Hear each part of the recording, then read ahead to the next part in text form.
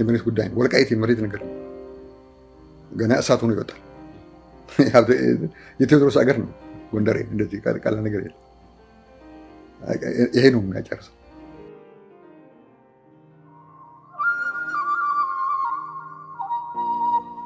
ወረራና መዋቅራዊ የዘር ማጥፋት በወልቃይት ጠገዴና ጠለምት። የምርምር ውጤት በጎንደር ዩኒቨርሲቲ ጎንደር ኢትዮጵያ 2014 ዓ.ም።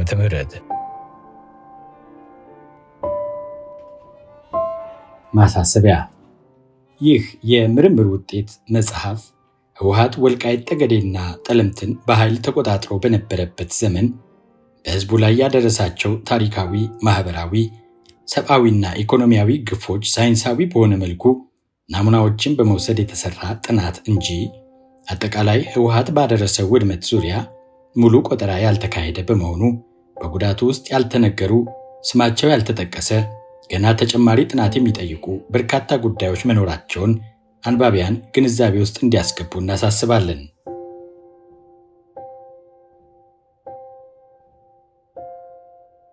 ምስጋና። ይህ የጥናትና ምርምር መጽሐፍ እውን እንዲሆን የበርካታ አካላት አስተዋጽኦ እጅግ አስፈላጊ ነበር።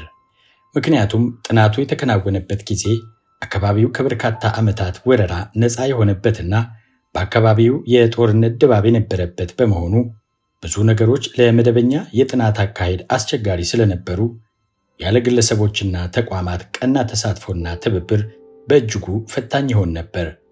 ስለዚህ ለዚህ ጥናትና ምርምር መሳካት በቀጥታም ሆነ በተዘዋዋሪ ከፍተኛ አስተዋጽኦ ላደረጉ አካላት የጥናት ቡድኑ ምስጋና እያቀረበ በተለይም ለወልቃይት ጠገዴና ሰቲት ሁመራ ዞን ወረዳና ከተማ አስተዳደሮች፣ ለጠለምት ጠገዴ፣ ወልቃይት፣ ቃብቻ፣ ሁመራ ወረዳና ቀበሌ አመራሮች፣ የተቋማት ኃላፊዎችና የጸጥታ ሰራተኞች ትብብር ምስጋና እናቀርባለን። በጣም ሞቃታማው የአየር ንብረት ሳይበግራቸው በርካታ ኪሎ ሜትሮችን በእግርና በሞተር ሳይክል በማቆራረጥ ለዚህ ጥናት መሳካት መረጃዎችን በመሰብሰብና በማስተባበር የማይተካ ሚና ለተጫወቱ መረጃ ሰብሳቢዎችና ተቆጣጣሪዎች ላቅ ያለ ምስጋናችንን እናቀርባለን። ከዚህ ጋር ተያይዞ ስውር ቦታዎችንና የጅምላ መቃብሮችን በመጠቆም ለግላዊ ደህንነታቸው ሳይጨነቁ ህወሓት በህዝብ ላይ ሲያደርሰው የነበረውን ሁለንተናዊ ግፍ መዝግቦ በመያዝ በመሰነድና በመረጃ ስብሰባ ጊዜ መረጃዎቹ የሚገኙበትን ቦታዎች በማሳየት ከፍተኛ አስተዋጽኦ ላደረጉ በተለይም በዚህ ሥራ ስማቸውን ሳንጠቅሳቸው የማናልፋቸው አቶ አዲሱ ማማዬ የከበረ ምስጋናችን ይድረስልን። እንዲሁም ከንድፈ ሐሳቡ ጀምሮ እስከ ፍጻሜው ድረስ ያላሰለሰ ጥረት ሲያደርጉ ለነበሩት ለዶክተር ዳዊት መኮንን፣ ለአቶ ሰለሞን ሙሉ፣ ለአቶ ክብሮሰን ዘውዱ፣ ለአቶ ግርማ ሲሳይ እንዲሁም የዚህን የምርምር ሥራ ሙሉ ወጪ በመሸፈንና ሥራውን በበላይነት በመምራት ተቋማዊ አገራዊ ግዴታውን ለተወጣው ለጎንደር ዩኒቨርሲቲ ከፍተኛ ምስጋና እናቀርባለን። በመጨረሻም ስማቸው እንዲጠቀስ ያልፈለጉ የመጽሐፉን የመጀመሪያና ሁለተኛ ዙር ረቂቅ ጊዜ ወስደው በማንበብ በአጠቃላይ ቅርጹና ይዘቱ ላይ ሙያዊ አስተያየታቸውን ለለገሱን ባለሙያዎች ላቅ ያለ ምስጋና ለማቅረብ እንወዳለን። ሙዳዬ ቃላት ባዶ ስድስት ማለት ህወሓት በጠላትነት የፈረጃቸውንና ለስልጣኑ ያሰጉኛል የሚላቸውን ፍኖተ መርሁን የሚቃወሙትን ታሪክ አዋቂ የወልቃይት ጠገዴና ጠለምት አማራዎችንና ሌሎች ሀገር ወዳድ ጀግኖችን እያፈነ ወስዶ የሚያስርበት፣ የሚያሰቃይበትና የሚረሽንበት ቦታ ሲሆን ይህም በወልቃይት ጠገዴ፣ ጠለምትና አርማጭሆ እንዲሁም በትግራይ የተለያዩ አካባቢዎች የሚገኝ ነው። ለአብነትም ያክል ገሃነም፣ ደጀና፣ ምንምኔ፣ ትርካን እና አድኖ ተጠቃሽ ናቸው። ወልቃይት። በዚህ ጥናት ውስጥ ወልቃይት የሚለው ቦታ በሁለት መልኩ ይገለጻል። አንደኛው በታሪክ የሚጠራው ወልቃይት ሲሆን ይህም በደቡብ ጠገዴ፣ በሰሜን የተከዜ ወንዝ ኤርትራና ትግራይ፣ በምዕራብ ሱዳን እንዲሁም በምስራቅ የጠለምትና አዲያርቃይ ወረዳዎች የሚያዋስኑት አካባቢ ሲሆን በውስጡም ወልቃይት ወረዳን፣ ቃብቲያ ወረዳን እና ሰቲት ሁመራን የሚያካትት ነው። ሁለተኛው የወልቃይት ስያሜ ደግሞ ህወሓት ከፋፍሎ ለመግዛት የተጠቀመበት በሰሜን ትግራይ ክልል በደቡብና ምዕራብ ጠገዴ ወረዳ በምስራቅ ጠለምትና ከፊል አዲያርቃይ በሰሜን ምዕራብ ቃብቲያ ሁመራ ወረዳ የሚያዋስኑት ሆኖ ማዕከሉ ወፍር ግፍ አዲረመጥ ያለውን የሚያካትት ነው። ጠገዴ ወረዳ ከእናቱ ከቀድሞ ጠገዴ ወረዳ በህወሓት ቡድን ተገንጥሎ ተወስዶ ጸገዴ በሚል ስም ቡድኑ በኃይል ሲያስተዳድረው የነበረውና በሰሜን ወልቃይት ወረዳ በደቡብ ጠገዴ ወረዳ ቅራቅር በምስራቅ ደባርቅ እንዲሁም በምዕራብ አርማጭሆ የሚያዋስኑትን የሚያጠቃልል ሲሆን ይህም ደጋማውን ማክሰኞ ገበያንና ቆላማውን ዳንሻንና ዙሪያውን የሚያጠቃልል ነው። ቃብቲያ ሁመራ ወረዳ በዚህ ጥናት ቃብቲያ ሁመራ ወረዳ ማለት በምዕራብ ሱዳን፣ በምስራቅ ወልቃይት፣ በሰሜን ኤርትራ ወይንም ተከዜ፣ በደቡብ ሰሜን ጠገዴና አውራ የሚያዋስኑት ሲሆን በውስጡም ቃብቲያን፣ በአከርን፣ ማይካድራን፣ በረከትን፣ አደባይ፣ እድሪስ፣ አምባ ብርኩታን፣ የማሩሃ፣ ደጋጉም ወዘተ የሚያጠቃልል ነው። አውራ ወረዳ እስከ ቅርብ ጊዜ ድረስ የወልቃይት ወረዳ አካል የነበረውን በ2012 ዓ.ም ህወሓት የወልቃይትን ህዝብ ለመከፋፈል በማሰብ በምዕራብ በኩል ያለውን ቆላማ አካባቢ ከፍሎ ወረዳ እንዲሆን ያደረገውና በዚህም በምዕራብና ደቡብ አቅጣጫ ሰሜን ጠገዴ ወረዳ፣ በምስራቅ በኩል ወልቃይት ወረዳ፣ በሰሜንና ሰሜን ምዕራብ ቃብቲያ ሁመራና ወልቃይት የሚያዋስኑት አካባቢ ነው። ጠለምት በዚህ ጥናት ጠለምት ተብሎ የተጠራው በሰሜንና በምስራቅ በኩል ትግራይ ወይም ተከዜ ወንዝ፣ በምዕራብ ወልቃይት፣ በደቡብ አዲያርቃይ እና የጠለምት ወይም የደጃች ሜዳ የሚያዋስኑት ሲሆን ህወሓት በጉልበት ከቀድሞው የጠለምት ወረዳ ላይ ገንጥሎ ጸለምቲ በማለት በቅርቡም ምዕራብ ጠለምትና ምስራቅ ጠለምት ተብሎ ሲያስተዳድረው የነበረውን የሚያካትት ነው። መስፍን ህወሓት በወልቃይት ጠገዴ አካባቢ ያሉ ታሪክ አዋቂ መኳንንትና ባላባቶችን ለማጥፋት ሲፈልግ የሰጠው የወል መጠሪያ ስም ነው። ከፋኝ የህወሓት ወረራን ተከትሎ የወልቃይት ጠገዴና ጠለምት ፋኖዎች ሲታገሉበት የነበረው የትግል ስም ነው። ስርዓታዊ የኢኮኖሚ ምዝበራ ህወሓት የነበረውን የመንግስት አሰራርና ፖሊሲ በመጠቀም ነባሩን የአማራ ህዝብ ከኢኮኖሚያዊ እድሎች በማራቅ ነባሩ ህዝብ ላይ ስርዓት ወለድ ድህነት የፈጠረበት ዘዴ ነው። ተቋማዊ የኢኮኖሚ ብዝበዛ ህወሓት የጸጥታ፣ የደህንነት፣ የመሬት አስተዳደር፣ ገቢዎችና ጉምሩክ እንዲሁም የብድር አገልግሎት ተቋማትን በመጠቀም ነባሩን የአማራ ህዝብ ከኢኮኖሚያዊ እድሎች ያርቅበት የነበረው ስልት ነው። መዋቅራዊ የኢኮኖሚ መገለል ህወሓት ከፌዴራል እስከ ጎጥ ድረስ የነበረውን የስልጣን ተዋረድ በመጠቀም ነባሩ የአማራ ህዝብ ከኢኮኖሚው ተጠቃሚነት የተገለለበትና በእኩልነት እንዳይሳተፉ የተደረገበት አግላይ ፖለቲካዊ ስልት ነው። መቅድም ይህ መጽሐፍ ኢትዮጵያ ጠል ፋሽስታዊ ብሔርተኝነት ይዞ የተነሳው ህወሓት በአማራ ህዝብ ላይ ያደረሰውን ሁለንተናዊ ግፍ ሳይንሳዊ የመረጃ አሰባሰብና ትንተና ዘዴዎችን በመጠቀም የተሰናዳ የጥናት ግኝት ነው። መጽሐፉ ወልቃይት ጠገዴና ጠለምት ውስጥ ከተፈጸመው ግፍ አንጻር ሲታይ አባይን በጭልፋ ቢሆንም ዋና ዋና ጉዳዮች ላይ ለአንባቢያንና ለተመራማሪዎች ፍንጭ ይሰጣል ተብሎ ይታመናል። ጥራዙ የታሪክ፣ የቋንቋና የባህል ወረራ፣ ስርዓታዊ የዘር ማጥፋት ወንጀል፣ የኢኮኖሚ ብዝበዛና ማህበራዊ ኢፍትሐዊነት እንዲሁም እነዚህ ሁሉ ግፎች ሲደርሱ የመገናኛ ብዙሃን ጆሮ ዳባ ልበስ ማለታቸውን የሚዳስስ ከተለያዩ ምንጮች በተገኙ መረጃዎች የተደገፈና ለአንባቢ በሚያመች መልኩ የተሰናዳ ሳይንሳዊ መጽሐፍ ነው። በተለያዩ የሙያ ዘርፍ ያሉ የጎንደር ዩኒቨርሲቲ መምህራን ያሰናዱት ሲሆን በዋናነት የማህበራዊ ሳይንስ ወይንም የሶሺዮሎጂ፣ ታሪክ፣ አንትሮፖሎጂ፣ ፖለቲካል ሳይንስ፣ ቋንቋ፣ የህግ፣ የምጣኔ ሀብት፣ የጋዜጠኝነት፣ የጤና፣ የስታቲስቲክስ እና ሌሎች ባለሙያዎች እያንዳንዱ ርዕሰ ጉዳይ በሚጠይቀው ክህሎት መሰረት ተሳትፈውበታል።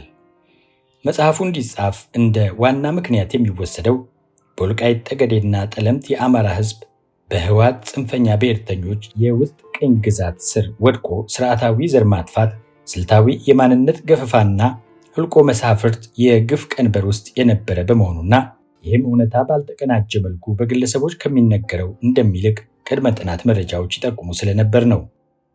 በመሆኑም ይህ መጽሐፍ ሲደርስ የነበረውን ሰቆቃ ለመላው ኢትዮጵያውያን እንዲሁም ለዓለም ሕዝብ ለማድረስ ከፍተኛ ሚና ይኖረዋል። በአጻጻፍ ስልቱና በይዘቱ በዋነኝነት እውነታን በመረጃ አስደግፎ ማሳወቅ ላይ ትኩረት ያደረገ ነው። በዚህም በአመዛኙ ብያኔ መስጠትን ለአንባቢያን ክፍት በማድረግ ትኩረቱን መረጃ ማቅረብ ላይ አድርጓል።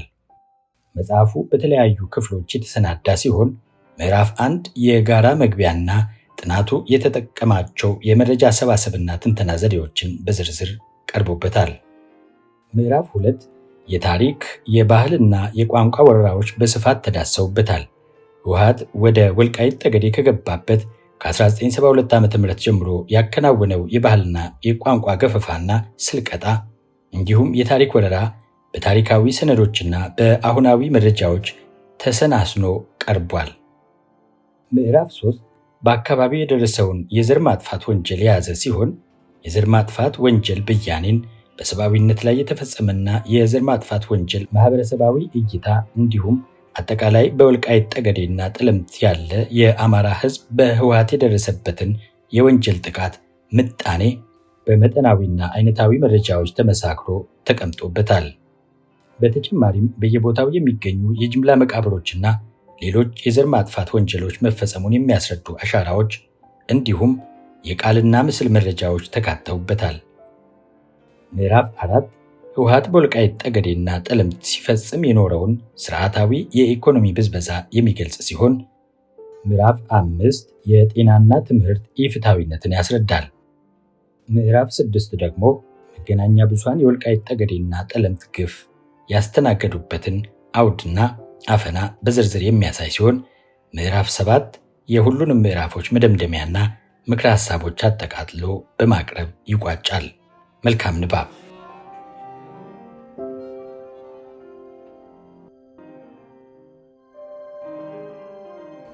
የመሬት ጉዳይ ነው። ወልቃይት የመሬት ነገር ነው።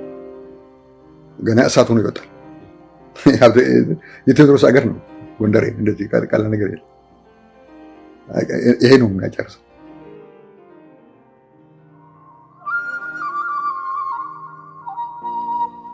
ወረራና መዋቅራዊ የዘር ማጥፋት በወልቃይት ጠገዴና ጠለምት።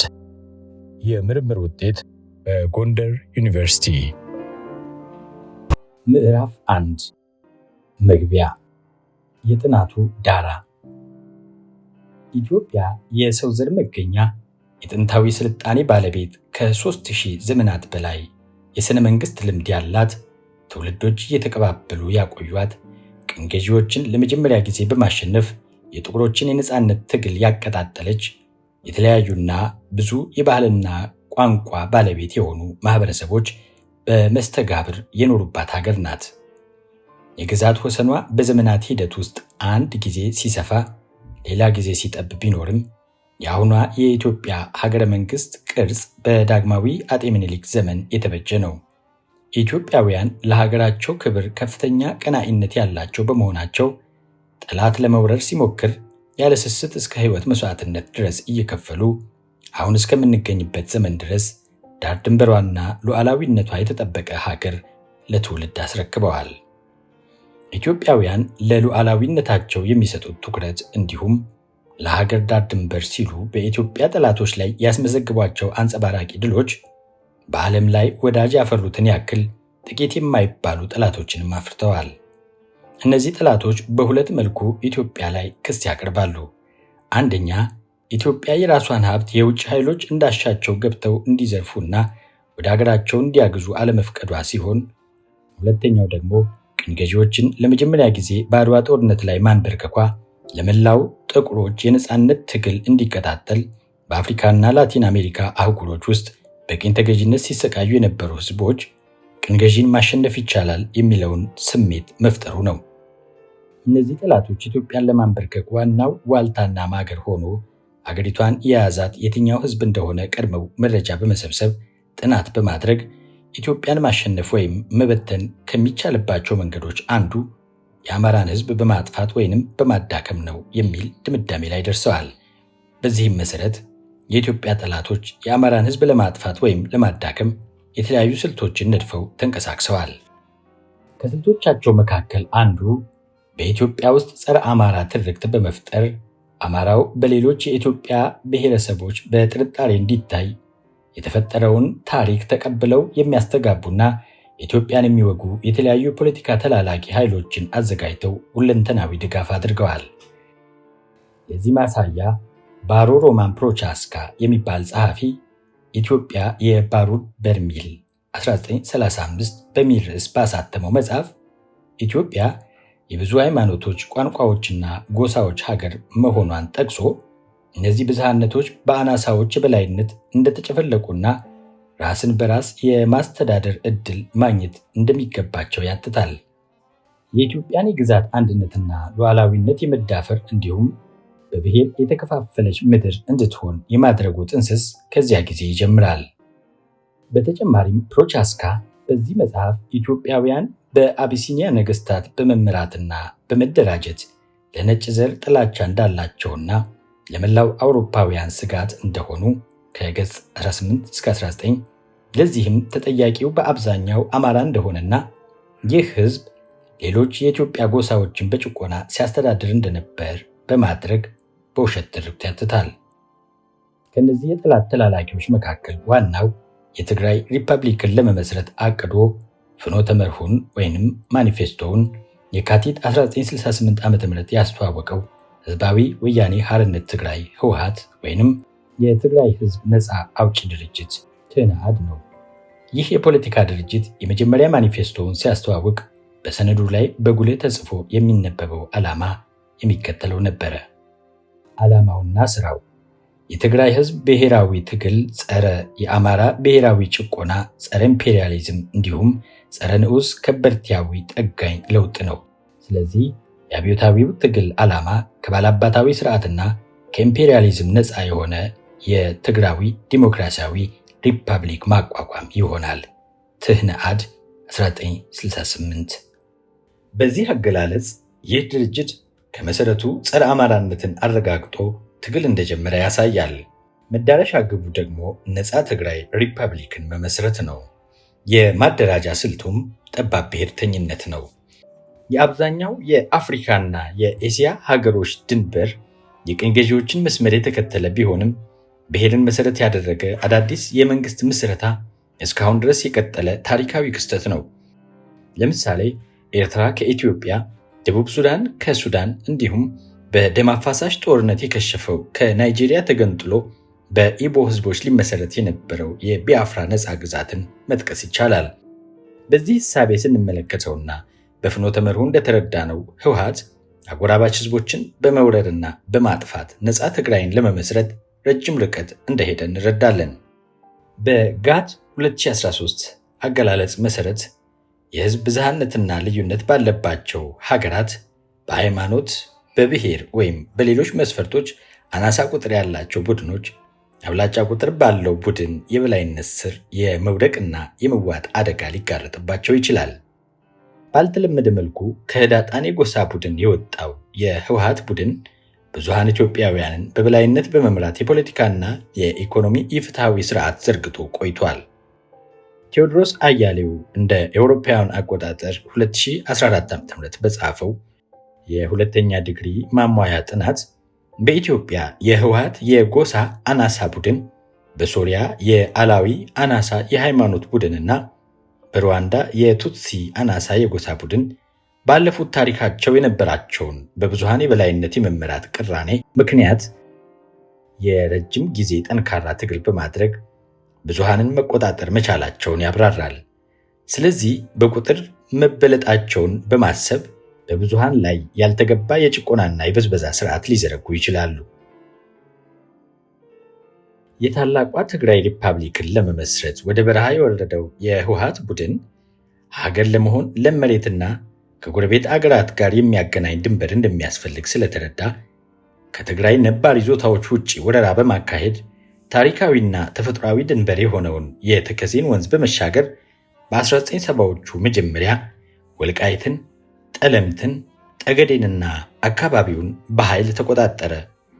በእነዚህ የተወረሩ አካባቢዎች የሚኖረው ህዝብ ማንነቱ አማራ ሲሆን የጎንደር ወይንም በጌምድር አካል ሆነው ለዘመናት የኖሩ በታሪክ አንድም ጊዜ የትግራይ አካል ሆነው የማያውቁ መሆናቸውን የታሪክ መዛግብቶች ያስረዳሉ። ይህንን የህወሓት ወረራ የማንነት ንጥቂያና ማህበራዊ ልወጣ ሶሻል ኢንጂነሪንግ አምርረው የተቃወሙ ሰዎች በወራሪ ቡድኑ የዘር ማጥፋት ወንጀል ተካሂዶባቸዋል፣ ተጎሳቁለዋል፣ ሀገር ለቀው እንዲሰደዱ ተደርገዋል። በወቅቱ የደርግን መንግስት ደካማ ጎን እንደ መልካም አጋጣሚ በመጠቀም ህወሓት እኩይ ዓላማውን ደብቆ የአካባቢውን ህዝብ የተሻለ አስተዳደር አመጣለሁ እያለ በማታለል በርካቶች ከጎኑ ተሰልፈው ነበር። ውስጥ ውስጡን በወልቃይት ጠገዴና ጠለምት ህዝብ ላይ እኩይ ዓላማውን እየፈጸመ ቢሆንም በደርግ አምባገነን አገዛዝ የተንገላታው ይህ ህዝብ የህወሓትን እውነተኛ ግብርና እየፈጸመ ያለውን የጭካኔ ተግባር መረዳት ያልቻሉት ኢትዮጵያውያን የደርግ መንግስትን ከህወሓት ከሻዕቢያና ከኢህዴን ጋር በማበር የደርግ ስርዓትን ግንቦት 1983 ዓ.ም በመገርሰስ በምትኩ በልዩነትና ጥላቻ ፖለቲካ የተመረዘው የህወሓት ቡድን ማዕከላዊ መንግስቱን እንዲቆጣጠር እድሉን ፈጠሩለት። ህወሓት የትጥቅ ትግሉን በጀመረባቸው ዓመታት መሬትና ማንነት ለመንጠቅ በወረራ ተቆጣጥሯቸው የነበሩት የወልቃይት ጠገዴና ጠለምት አካባቢዎች በ1983 ዓ.ም ስልጣን ከያዘ በኋላ ወደ ትግራይ ለመጠቅለልና የሚፈለገውን ሁሉ ለማድረግ ምቹ አጋጣሚ ተፈጠረለት። በ1984 ዓ.ም ጀምሮ የዘመናት የተፈጥሮ ድንበር የሆነው የተከዜ ወንዝ ሳይገድበው ወልቃይት ጠገዴንና ጠለምትን ጨምሮ በየክፍላተ ሀገሩ ያሻውን ስትራቴጂካዊና ለም የሆነውን መሬት እየመረጠ ወደ ትግራይ ክፍለ ሀገር በክልልነት አጠቃለለ። ኢትዮጵያን ለማፍረስ እንዴት እንደሚቻል በፋሽስት ጣሊያን የተደረገውን ጥናት መሰረት በማድረግ የብሔር ፖለቲካን ኢትዮጵያ ውስጥ በስርዓት ደረጃ በማወጅ በጎሳ ፌዴራሊዝም ስም ሁሉንም አካባቢዎች በቋንቋ በመሸንሸን የክልል መንግስታትን ፈጠረ። ከማኒፌስቶው ጀምሮ በትግራይ ወጣቶች ላይ እንዲሰራጭ የተደረገውን የአማራ ጠል ትርክት በሂደት በሀገር አቀፍ እና ዓለም አቀፍ ማህበረሰብን ጭምር ማስፋፋት ጀመረ። መጽሐፍትን ጨምሮ በልዩ ልዩ ህትመቶች፣ በዘጋቢ ፊልሞች፣ በተላላቅ ህዝባዊ መድረኮች ሁሉ የጥላቻ ትርክቱ መንግስታዊ እቅድ ተደርጎ በሰፊው ተሰራበት።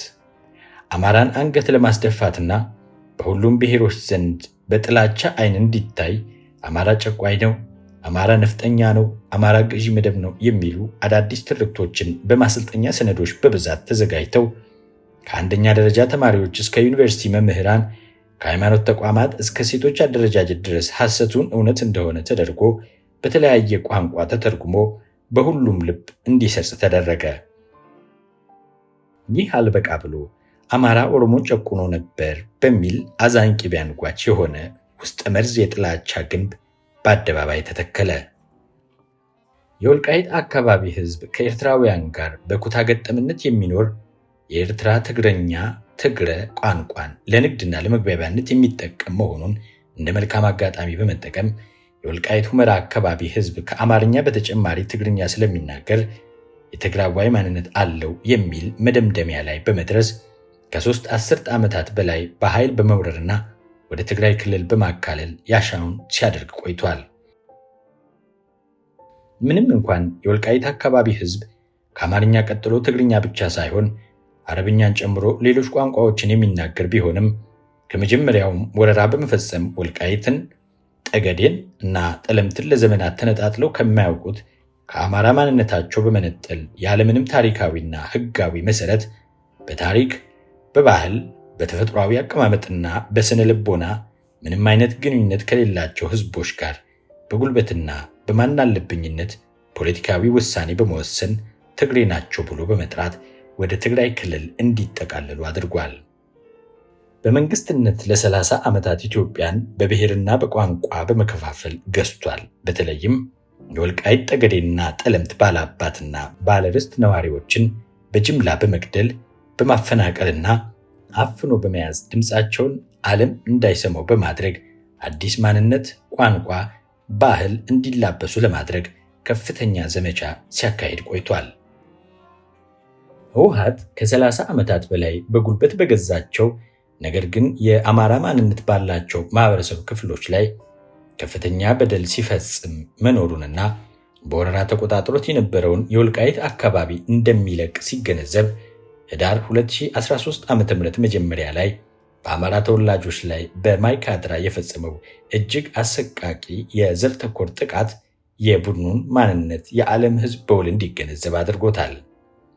የዘር ማጥፋት ከፖለቲካና ማህበራዊ መሰረቶች ባልተናነሰ መልኩ ኢኮኖሚያዊ መሰረትም አለው። ጊዜው ደረሰ 2010 ዓ.ም። በፖሊሲ አውጪዎችና አስፈጻሚዎች የሚፈጠር መዋቅራዊ ዘረኝነት በኢኮኖሚ ደህንነት ወይንም ኢኮኖሚክ ዌልቢንግ ላይ ጠንካራና ቀጣይነት ያላቸው ልዩነቶችን ያስከትላል። እነዚህን ልዩነት ለማስወገድ እና ለሁሉም ዜጎች ፍትሃዊ ተደራሽነት ለማስፈን ለረጅም ጊዜ የታለሙ ጣልቃ ገብነቶች ያስፈልጋሉ። ሰለሞንና ሌሎች 2019 እንደ አውሮፓውያን አቆጣጠር እንደጻፉት ስርዓታዊ የዘር መድሎ የዜጎችን ፍትሃዊ ማህበራዊ አገልግሎቶች ማለትም ጤና፣ ትምህርት፣ ማህበራዊ ጥበቃ ወዘተ ኢኮኖሚያዊ ዕድሎች፣ ፍትህና ደህንነት በማጓደል በህልውናቸው ላይ ተጽዕኖ ያሳድራል። እነዚህ የዘረኝነት ውጤቶች ድህነትንና የኑሮ ልዩነቶችን በአንድ ሀገር ውስጥ በእጅጉ ያባብሳሉ። አንድ ማህበረሰብ በኢኮኖሚ ውስጥ መገለልና ብዝበዛ ደረሰበት የሚባለው በነፃ የውድድር ግብይት ውስጥ ጉልበቱንና የፈጠራ ችሎታውን መሸጥና መለወጥ ሳይችል ሲቀር እንዲሁም የምርት ሂደቱ ግብዓቶች ወይንም ፕሮዳክሽን ሚንስ ባለቤትነትና ተጠቃሚነት ማረጋገጥና ከቦታ ቦታ ተንቀሳቅሶ ሀብትና ንብረት ማፍራት ሳይችል ሲቀር ነው። ይህን ሊያመጡ ከሚችሉ ምክንያቶች መካከል የሀገረ መንግስቱ የኢኮኖሚ ስርዓት አንድ ግለሰብ ወይንም ማህበረሰብ የፈቀደውን ሀብትና ንብረት ማፍራት የማያስችል ቅይድ የገበያ ስርዓት ወይንም ማርኬት ሞኖፖሊ፣ የእዝ አገዛዝ፣ አምባገነናዊ ወይንም የቅኝ ግዛት አስተዳደር ስር ሲሆን ነው። እነዚህ ምክንያቶች ሀገረ መንግስቱንና ህዝቡን በተዛባ የኢኮኖሚ ግንኙነት የሚያስተሳስሩ ሲሆኑ በተለይ ቅይድ የገበያ ስርዓት ጥቂቶች ብቻ የፖለቲካ ኢኮኖሚውን እንዲቆጣጠሩት በማድረግ ንዑስ ከበርቴ ወይንም ኦሊጋርኪ ስርዓትን በሀገር ላይ ይተክላል። የቅኝ ግዛት እሳቤን የወረሰ ስርዓት ደግሞ የኔ የሚለውን የማህበረሰብ ክፍል ልዩ ተጠቃሚ ለማድረግ ሲባል ሌላኛውን የማህበረሰብ ክፍል መበዝበዝና ከምርት ግብዓት ባለቤትነት መነጠልን መሰረት ያደረገ ነው። በተመሳሳይ ስርዓታዊ ዘረኝነት በሁሉም ተቋማት ውስጥ ሊገባ የሚችልና በተለይም ትምህርት፣ ጤና፣ ምጣኔ ሀብት፣ ባህልን፣ የቀጣይ ዕድልን በእጅጉ የሚጎዳና የፍትሃዊነትን የሚያነክስ ነው። በመሆኑም ስርዓታዊ ዘረኝነት ተቋማዊ ዘረኝነትን የሚያጠቃልል በመሆኑ የበለጠ ጉዳት አድራሽ ነው። 1.2 ጥናቱን ለማካሄድ ዋና ዋና አነሳሽ ምክንያቶች በወልቃይት ጠገዴና ጠለምት የነበሩ መሰረታዊ ችግሮችን ለማጥናት በርካታ መነሻ ምክንያቶች የነበሩ ሲሆኑ በቅርበት የሚገኘው ጎንደር ዩኒቨርሲቲ ወደዚህ ጥናት ከገባባቸው ገፊ ምክንያቶች ውስጥ ዋና ዋናዎቹ የሚከተሉት ናቸው። አንደኛ፣ የወልቃይት ጠገዴና ጠለምት አካባቢ በ1984 ዓ.ም ህወሓት ወደ ትግራይ ክልል እንዲካለል ማድረጉን ተከትሎ በርካታ ቅሬታዎችና አቤቱታዎች በማህበረሰቡ ሲነሱ እንደቆየ፣ የሰብአዊ መብት ጥሰት ለዓመታት ሲፈጸም እንደነበር፣ በብዙ ሺህ የሚቆጠር የአካባቢው ነዋሪ እንደተፈናቀለ፣ ማንነቱን ተቀምቶና ሌላ ማንነት ተጭኖበት ይኖር እንደነበር በልሳነ ግፉዓንና ሞረሽ ወገኔ ድርጅቶች፣ የወልቃይት ጠገዴና ጠለምት ማንነት አስመላሽ ኮሚቴዎች፣ የኢትዮጵያ ሰብአዊ መብት ኮሚሽን ሪፖርቶች ሲቀርቡ መቆየቱ። ሁለተኛ፣ ለበርካታ ዓመታት የአካባቢው ማህበረሰብ ህጋዊ ኮሚቴ አቋቁሞ ማንነቴ ተደፍጥጧልና ይመለስልኝ በማለት ጉዳዩን እስከ ፌዴሬሽን ምክር ቤት ማድረሱ፣ ይህንን ተከትሎ በኮሚቴው አባላት ላይ ይደርስ የነበረው ማዋከብና እንግልት። ሶስተኛ፣ የወልቃይት ጠገዴና ጠለምት እኛ ጎንደሬዎች እንጂ ትግራይ አይደለንም በማለት ከፋኝ ብለው በመውጣት መሳሪያ አንስተው ደም አፋሳሽ ውጊያ ሲያካሂዱ መቆየታቸው። አራተኛ፣ የወልቃይት ጠገዴና ጠለምት ህዝብ ማንነቴ በጉልበት ተደፍጥጧል፣ ሰብአዊነቴ ተገፏል፣ ፍትህ እፈልጋለሁ ብሎ ከተነሳ ዓመታትን ማስቆጠሩ በተለያዩ ጊዜያት የወጡ ሪፖርቶችና የሚዲያ ዘገባዎች ያሳያሉ። ይህ ጉዳይ በወልቃይት ጠገዴና ጠለምት ሳይወሰን በጎንደር በሁሉም የአማራ ክልልና ከዚያም ውጭ ባሉ አካባቢዎች የበርካታ ኢትዮጵያውያንና የዓለም አቀፉ ማህበረሰብ ቀልብ የሳበ ጉዳይ ሆኖ መንግስት እስከሚቀየር መድረሱ። 5ኛ ከቅርብ ጊዜ ወዲህ የወልቃይት ጠገዴና ጠለምት ጉዳይ በማህበረሰቡ አልፎ የመንግስት ባለስልጣናት እንዲሁም በተወካዮች ምክር ቤት ሳይቀር አጀንዳ የሆነ መምጣቱ። 6ኛ ህወሓት ከማዕከላዊ መንግስት መነሳቱን ተከትሎ በተፈጠሩ አለመግባባቶች የጦር ዝግጅት ሲያደርግ ቆይቶ ጥቅምት 24 2013 ዓ.ም በኢትዮጵያ መከላከያ ሰራዊት ላይ ጥቃት በመፈጸሙ ምክንያት የኢትዮጵያ መንግስት ህግ የማስከበር ዘመቻ ማካሄድ ጀመረ። ዘመቻው በጀመረ በ6ኛው ቀን የኢትዮጵያ ሰራዊት ማይካድራ ለመግባት አንድ ቀን ሲቀረው ህወሓት ማይካድራ ከተማና በዙሪያው በሚገኙ የአማራ ተወላጆች ላይ ያካሄደው ዘግናኝ ጭፍጨፋ የተለያዩ ድርጅቶች የተጠቂዎችን ቁጥር በተመለከተ የተለያየ አሃዝ ይዘው መውጣታቸውና የችግሩን ጥልቀትና ስፋት በትክክል ታውቆ ለተጎጂዎቹ ሊደረግ የሚገባውን የስነ ልቦናም ሆነ ኢኮኖሚያዊ ድጋፍ ያስችል ዘንድ።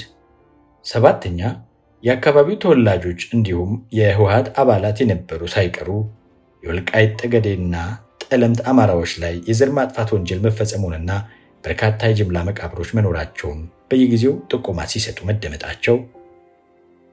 8ኛ ከፍተኛ የህወሓት ባለስልጣናት ሳይቀሩ በወልቃይት ጠገዴና ጠለምት ጉዳይ የሚሰጧቸው አስተያየቶች እርስ በርስ የሚጣረሱ ከመሆናቸውም በላይ ህወሓት ራሱ በተለያየ ጊዜ የሚያወጣቸው የወሰን ካርታዎች የተለያዩ መሆናቸው።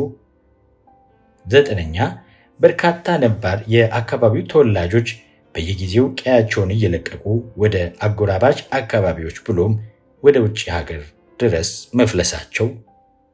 10ኛ ይህ አካባቢ ከፍተኛ ቅሬታ የሚስተናገድበት ሆኖ እያለ በቂ የሆነ የሚዲያ ሽፋን ያልተሰጠው መሆኑ። 11ኛ በተለያየ ጊዜ ሲነሳ የቆየው የወልቃይት ጠገዴና ጠለምት የማንነት ጥያቄ በወቅቱ ህጋዊ እልባት አለማግኘቱና ሌሎችም ያልተጠቀሱ ምክንያቶችን ያካትታል።